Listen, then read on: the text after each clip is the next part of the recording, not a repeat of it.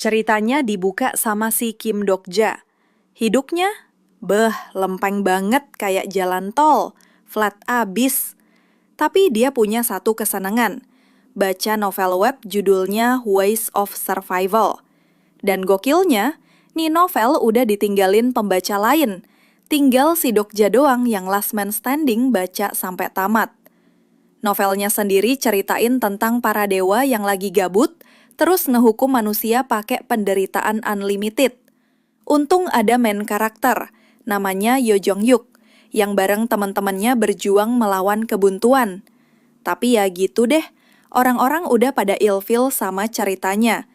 Katanya lebay dan gak realistis. Cuma Dokja yang kekeh lanjut baca. Dia ngefans berat sama si Jong Hyuk yang mentalnya baja jatuh bangun lagi.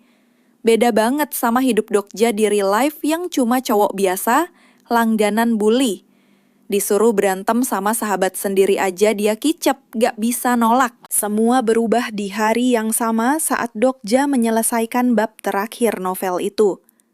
Ketika ia sedang dalam perjalanan pulang naik kereta, dunia nyata tiba-tiba berubah persis seperti adegan pembuka di novelnya. Makhluk aneh seperti boneka labu, yang disebut dokebi, muncul dan mengumumkan bahwa layanan gratis umat manusia telah berakhir. Skenario pertama dimulai. Semua orang di dalam gerbong harus membunuh satu makhluk hidup dalam 10 menit atau mereka akan mati. Kekacauan total pun pecah. Orang-orang panik dan mulai saling serang. Tapi Dokja, yang tahu persis alur ceritanya, tetap tenang. Dia ingat ada anak kecil yang membawa kotak berisi semut. Dia segera menyadari bahwa makhluk hidup tidak harus manusia. Dia pun membunuh seekor semut dan menjadi orang pertama yang menyelesaikan skenario.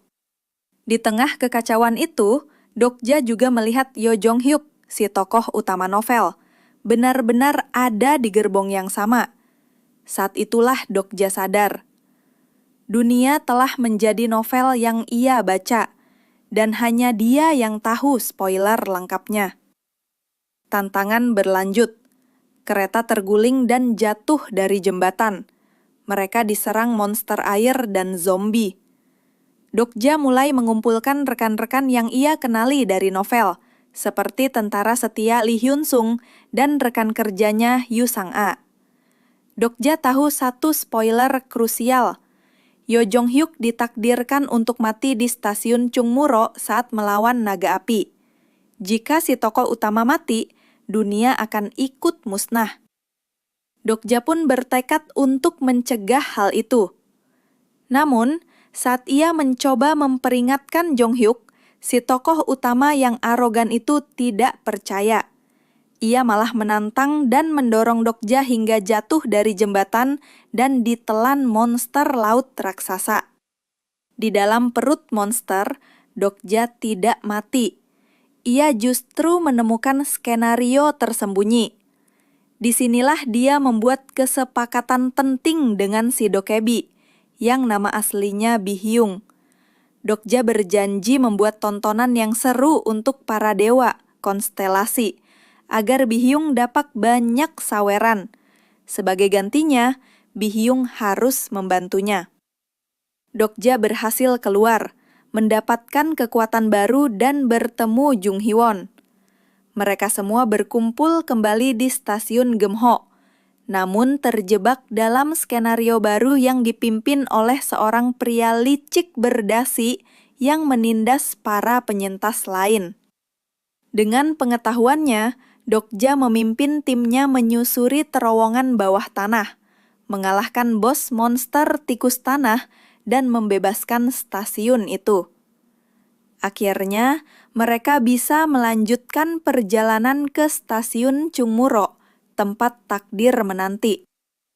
Di Chungmuro, skenario puncak pun dimulai. Naga api yang mengerikan akhirnya muncul. Yo Jong Hyuk, sang tokoh utama, maju melawannya. Awalnya ia unggul, namun naga itu terlalu kuat. Seperti yang diramalkan di novel, Yo Jong-hyuk bertarung habis-habisan hingga akhirnya gugur. Seketika itu juga, dunia mulai retak dan lenyap. Di saat semua harapan nyaris padam, Dokja mengambil alih. Ia menggunakan item langka yang telah ia kumpulkan, membuat pedang buntungnya kembali utuh dan memancarkan kekuatan besar. Dengan bantuan teman-temannya, Hiwon, Hyunsung, dan Gilyung, Dokja berhasil menggantikan peran tokoh utama dan menghancurkan inti sang naga. Sebagai hadiah kemenangan, Dokja mendapatkan satu kesempatan untuk menghidupkan kembali orang yang telah mati. Tanpa ragu, ia menggunakannya untuk membangkitkan Yo Jong-hyuk. Dokja tersenyum lega karena ia berhasil menulis ulang akhir cerita yang suram itu. Namun, kedamaian itu hanya sesaat. Tiba-tiba, sang manajer mesum dari kereta pertama muncul dengan luka parah. Ia membawa kabar buruk bahwa di luar sana, skenario baru telah dimulai, dan manusia kini mulai saling membantai sesamanya. Cerita pun selesai.